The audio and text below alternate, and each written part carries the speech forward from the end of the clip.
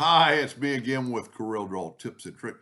A pretty cool text effect, if I have to say so myself. I'm going to use a different wordage this time. I'm going to use Corel Draw. This is Hello Honey, and it seemed to work pretty good. I'm going to Control D and make a duplicate, and I'm going to make the next one white.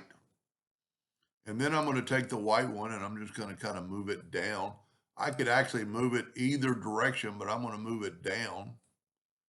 Then I'm going to select both of them, and I'm going to go to effects and blend 200 times.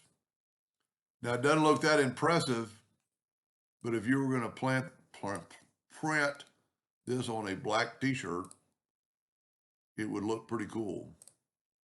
It almost looks like it's going away. And I'm just wondering if we couldn't maybe make it better by going to object and, well, you have to select it all and go up to object and take the blend apart, and then take your very first copy and put a black outline around it. Now, doesn't really help it. Doesn't do what I thought it would do. But let's try it the other way. Let's just use the same word, Corel Draw. Turn it to Hello Honey. Let's make it a little bit bigger.